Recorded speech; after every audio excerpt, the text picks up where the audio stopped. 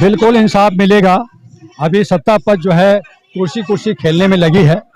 वो हमारी जो समस्याएं हैं उस पर उनको नज़र नहीं जा रही है, या उस पर जो है वो गुमराह बने हुए हैं, या उनको एक ईगो है कि दूसरी पार्टियां अगर शोर मचा रही है, टुकड़े टुकड़े गेम है, तो हम इनकी बातों को नहीं सुनेंगे। लेकिन वो गलती कर रहे हैं और उस गलती का खामियाजा उनको कर्नाटका में भोगना पड़ा और बीजेपी वहां हारी। ये ऐसा नहीं हुआ कि इसकी आवाज़ कर्नाटका नहीं गूंजी, वहाँ इनका सबक मिला। मैं डॉक्टर दुआ जो जनवरी से भाजपा हराओ अभियान में लगा रहा, कर्नाटका में भाजपा की हार हुई है, मोदी जी की हार हुई है, वहाँ पे कांग्रेस नहीं जीती है, भाजपा की हार हुई। उत्तर प्रदेश में भाजपा 50-50 पे आ गई है। आपका पंजाब में चुनाव में हारी है, शिमला में जो है बीजेपी हारी है। तो इस तरह से जो अखंड भारत पे ये शासन करने की बात कर रहे थे, हमारी बहू बेटियां जो जंतर मंतर पे, हमारी जो अंतर्राष्ट्रीय खिलाड़ी 20-21 दिनों से मांग कर रही है कि ब्रिजभूषण को अरेस्ट किया जाए। आप उस पर FIR लॉन्च होता है, सुप्रीम कोर्ट से पास्को में होता है, लेकिन उसे अरेस्ट नहीं किया जा रहा है। ये किसका सह है? क्या ये सब कुछ दिखता नहीं है?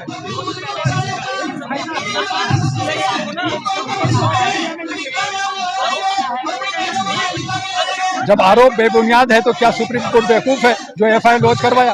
पास्को एक्ट लगा और ये एक नहीं 7 लड़कियों का 7 FIR लॉन्च होना चाहिए। उस पर और भी हैं, हमारे सारे सबूत हैं। जब आप इंक्वायरियां भी हो रही है, ये कांड जो है 2-3 महीना पहले से चल रहा है, तो ये जो अंतर्राष्ट्रीय खिलाड़ी जो आज पेरिस, लंदन, अमेरिका में होना चाहिए था, AC में होना चाहिए था, आज मच्छरों में बैठी हैं, आज जो है बिना बिजली की बैठी हैं। तो क्या ऐसे ही बैठी है? क्या वो चाहते हैं कि वो एक बार दिखाएं कि हमारे साथ किस तरह से रेप किया गया?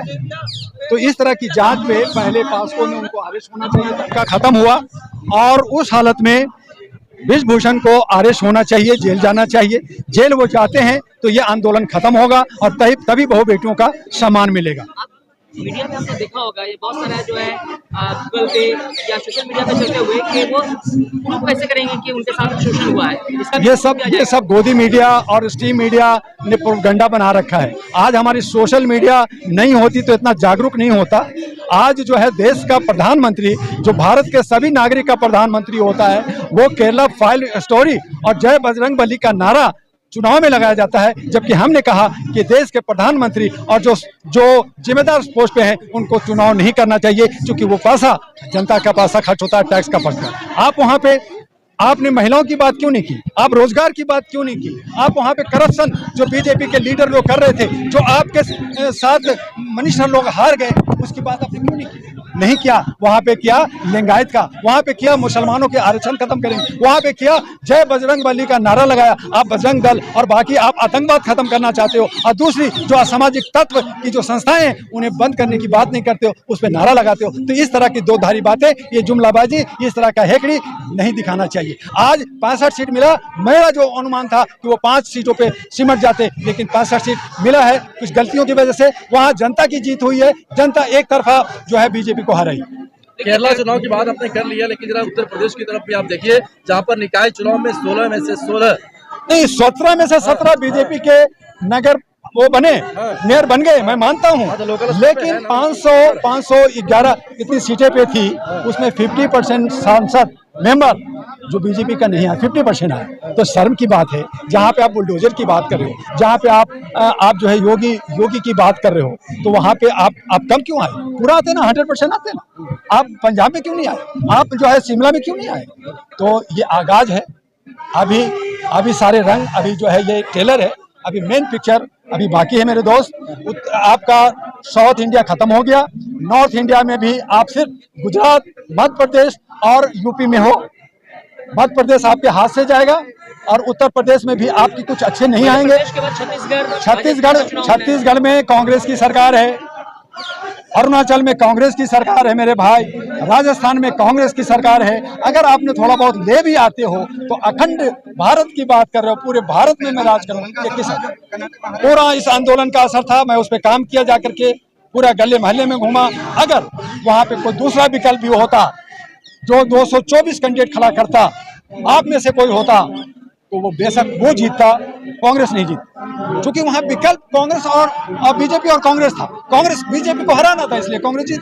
इसलिए कांग्रेस भी अगर खुश हो रही है तो ज्यादा खुश ना हो, उनको चाहिए कि अलायंस के साथ मिलकर करके और 24 की तैयारी करें और बीजेपी को भारत से बाहर करें। केरला में तो भाजपा को करारा हार मिला है, लेकिन जो केरल स्टोरी का प्रमोट कर रहे थे हमारे देश के माननीय प्रधानमंत्री, जिसमें दिखाया गया है कि 32,000 महिलाओं को मुस्लिम में कन्वर्ट किया जा रहा था। देखिए, विपुल साहब मेरा भी दोस्त है, क्योंकि मैं भी फिल्म प्रोड्यूसर और डायरेक्टर मैं भी हूँ।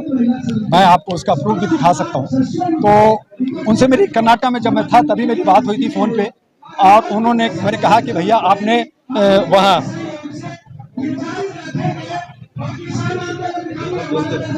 वहाँ जो है आपने केरला स्टोरी बनाया, ये मैं डायरेक्टर हूँ, तो वहाँ स्टोरी बनाया, क्यों ना भारत स्टोरी बनाया जाए। तो कहा कि ये दुआ जी आपकी। हम कहा ठीक है, मैं इसका पहल करूँगा। भारत से स्टोरी बनाने की जरूरत इसलिए है कि कमोबेश सभी राज्यों में, चाहे उत्तर प्रदेश हो, मध्य प्रदेश हो, राजस्थान हो, महाराष्ट्र हो, हर राज्यों में हमारी महिलाओं के साथ, बेटियों के साथ रेप हो रहा है, शोषण हो रहा है, उसके साथ व्यभिचार हो रहा है, उन लड़कियों को बेचा जा रहा है, कोटे पे पहुंचाया जा रहा है, विदेशों में भेजा जा रहा है। इस सरकार को क्या पता, क्या इंटेलिजेंस ब्यूरो कहाँ हो गई?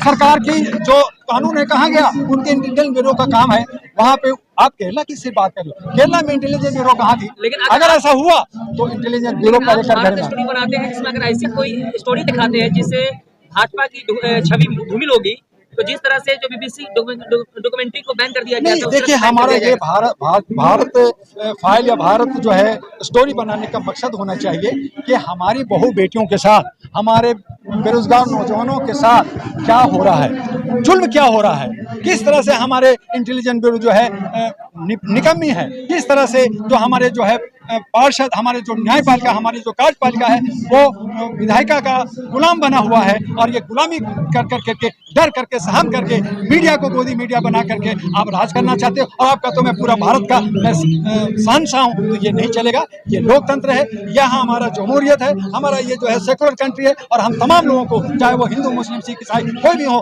बिना इन सारी चीज़ों को बात किए हम मुख्य मुद्दा पे बात करें। मुख्य मुद्दा से हटाने की बात कर्नाटक में हुई, और यही वजह है कि कर्नाटक के पढ़े लिखे लोगों ने बीजेपी को हराया। और आगे जा करके अगर ये मुख्य मुद्दा से ये लोग हटते हैं और ये जो है जात पात ऊंच नीच की बात करते हैं, मंदिर मस्जिद की बात करेंगे, तो इनको मुंह की खानी पड़ेगी, इनको हार निश्चित।